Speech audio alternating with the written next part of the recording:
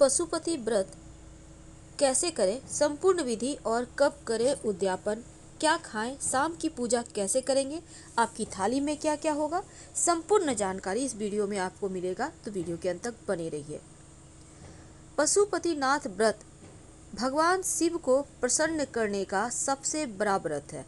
ये मात्र 5 सोमवार किए जाते हैं। 5 दिन का ये व्रत है और भक्तों को सबसे पहले तो ये जानना है कि भूखा रहना है या कुछ खा लेना है, प्रसाद में क्या क्या हो, कैसे आप दिया जलाएं ताकि आपके जो मनचाही मनोकामना है, चाहे वो कैसी भी मनोकामना है, वो पूर्ण होती है। तो पशुपतिनाथ की कथा शिव महापुराण और रुद्र पुराण में भी वर्णित है। पशुपतिनाथ व्रत की सबसे पहले हम जानते हैं संपूर्ण विधि, फिर हम कथा भी आपको बताएंगे। देखिए, पशुपति व्रत करने का सबसे मेन कारण है शिव जी का आशीर्वाद प्राप्त करना। कैसे करेंगे व्रत? रुद्र पुराण और शिव महापुराण में वर्णन आता है कि पशुपति व्रत करने से शिव जी शीघ्र प्रसन्न हो जाते हैं। पशुपति नाथ जी का व्रत सोमवार के दिन किया जाता है और श्रावण में अगर आप शुरू करें तो बहुत अच्छा है। पशुपति नाथ जी का व्रत करते समय ब्रह्म मुहूर्त में उठना अति आवश्यक है। इस बात को हमेशा याद रखिएगा। ब्रह्म मुहूर्त में स्नान करें, स्वस्थ धुले हुए साफ कपड़ों को धारण करें और मन में श्री शिवाय नमस्तुभ्यम या फिर नमः शिवाय का खूब जप करते रहें। यानी पूरे दिन आपको ये मंत्र जप करते रहना है। पूजा की थाली जो सबसे मेन है इस व्रत में, क्योंकि तमाम राज पूजा के ही करने के तरीके में छिपे हैं। तो पूजा की थाली में आप कुमकुम यानी कि जिसको हम रोली कहते हैं, अबीर गुलाल भी आप ले सकते हैं, चंदन, थाली में चावल रखिए थोड़ा सा जो टूटा फूटा हुआ ना हो, धतूरा अगर मिल जाता है तो अच्छा है, और आंकड़े का पुष्प यानी मदार का पुष्प भी रखिए। अब एक और भी प्रश्न आपके मन में होगा कि पूजा सामग्री तमाम चीज़ें एक साथ लेना बहुत कठिन है। अब इसका मतलब ये नहीं है कि एक भी चीज़ प्रसन्न आपके पास नहीं है, क्योंकि भोले बाबा हमसे प्रसन्न तो हमेशा हो जाते हैं एक लोटा जल से ही, लेकिन इस व्रत को करने की जो विधि है उसका पालन आपको करना चाहिए। जिस तरह से एक पिता को अपने पुत्र की चिंता होती है, उसी तरह से शिव जी अपने भक्तों की चिंता करते हैं। उन्हें रिझाने के लिए हमें बहुत कठिन परिश्रम नहीं करना, लेकिन एक लोटा जल भी अगर हम श्रावण के महीने में प्रेम से अर्पित कर दे तो वो उनसे ही प्रसन्न है।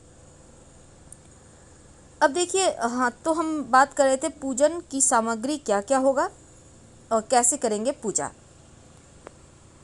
शास्त्रों के अनुसार पशुपति व्रत रखने से व्यक्ति के जीवन की हर परेशानी दूर होती है, हर इच्छा पूरी होती है। अगर कोई अधिक कर्ज के बोझ तले दबा है, वैवाहिक जीवन सही नहीं है, तो इस व्रत को आप रख सकते हैं। बहुत आसान है, कोई शुभ मुहूर्त खास दिन की आवश्यकता नहीं है। तो नियम के बारे में जानते हैं। देखिए, किसी भी महीने के कृष्ण पक्ष या शुक्ल पक्ष में आप इस व्रत को शुरू कर सकते हैं। बस ये ध्यान रखना चाहिए कि सोमवार का दिन ही हो। मन मुताबिक अगर फल पाना चाहते हैं तो विधि विधान से ही कीजिएगा। पूरे 5 सोमवार तक इस व्रत को किया जाता है, तभी इसका फल आपको मिलता है। हर व्रत के तरह इसके भी नियम हैं। इस व्रत के सुबह भगवान शिव के मंदिर में जाए, उन्हें बिल्वपत्र और पंचामृत अर्पित करें। पंचामृत बनेगा दूध, दही, शहद, शक्कर और घी मिलाकर, तुलसी का पत्ता नहीं डालना है। और सुबह के समय आपको ये पूजा करना है और शाम के समय भगवान शिव को भोग लगाना है। भोग लगाने के लिए आपको मीठा वस्तु बनाना है। मीठी चीज़ में आप हलवा भी बना सकते हैं और 3 बराबर हिस्से कर लीजिएगा। एक हिस्सा अपने लिए निकाल लें, बाकी का 2 हिस्से को भोलेनाथ को अर्पित कर अपनी मनोकामना बोलिए। शाम को मंदिर जाते समय भोग के साथ 6 आपको दिया लेकर भी जाना है। याद रखिए, घी का दिया होगा और उसमें 5 दीपक पूजा करने के बाद शिव जी के सामने जलाकर रख दें। और एक दीपक, 6 दीपक आपको लेकर जाना है, लेकिन 5 दीपक आपको शिव जी के सामने जलाकर रख देना है। और जो एक दीपक बचा उसको आप घर ले आइए। और जब आप अपने घर में प्रवेश करेंगे, याद रखिए जब आप मंदिर से आ रहे हैं घर, तब जब आप घर में प्रवेश करेंगे तो आपके दाहिने हाथ की तरफ, घर के अंदर, आप बाहर में दाहिने हाथ की तरफ दिए को प्रवेश करने से पहले आप जलाकर रख दीजिए। याद रखिए घर के दरवाजे के सामने दाहिने साइड, जब आप अंदर प्रवेश कर रहे हैं तो आपका दाहिना हाथ जिस तरफ होगा। इसके बाद आप घर के अंदर आ जाएं। जब आप व्रत खोलिएगा तो उस प्रसाद के एक हिस्से को आप ग्रहण कर लीजिए।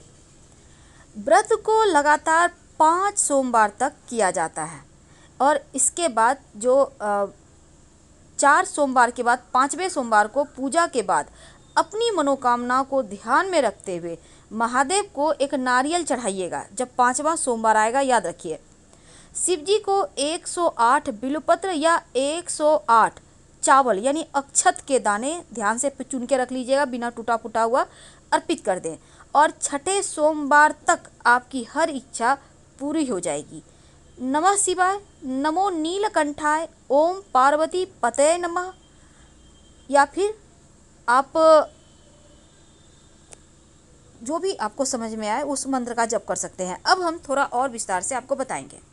तो जैसा कि हमने आपको बताया, पूजा की सामग्री लें, बिल्वपत्र लें और सुबह सुबह शिव जी के मंदिर में नमः श्री शिवाय नमस्तुभ्यम या फिर नमः शिवाय का जप करते हुए पहुंच जाएं। अब शिव जी जहाँ पर आप पूजा करेंगे, पहले शिवलिंग के जितना भी पहले से पूजा किया हुआ सामग्री सबको साइड कीजिए। शिव जी को अच्छे से जल अर्पित कीजिए और तमाम वस्तु अर्पित कीजिए। पहले जल, फिर बिल्वपत्र, फिर जल। शिवलिंग पर अभिषेक सबसे ऊपर भाग पर जल डालकर ही करना है, याद रखिएगा। जलाधारी में कोई भी आपने जो भी प्रसाद आपने श्रद्धापूर्वक बनाया है, जलाधारी में मत रखिएगा। बहुत के मन में होता है कि बेलपत्र पूजन सामग्री का अभिन्न भाग है, तो ऐसे में देखिए पहले से अर्पित किया हुआ बेलपत्र भी आप धोकर फिर से शिव जी को अर्पित कर सकते हैं, कोई दिक्कत नहीं अगर आपको नहीं मिलता है तो। अब पूजा करने के बाद आप, जैसा हमने कहा कि आपको शाम के समय जब आप प्रसाद लेकर जाइएगा, 1 भाग घर में अपने लिए रख लें, 2 भाग शिव जी के मंदिर में लेकर जाएं और 6 दिए लेकर जाएं। 5 दिए मंदिर में जलाएंगे और 1 दिया घर के मुख्य दरवाजे के दाहिनी तरफ आप जलाएंगे। अब पशुपति व्रत में आपको उपवास करने का नियम भी करना है, जैसे कि हमें भोजन का ध्यान भी रखना है।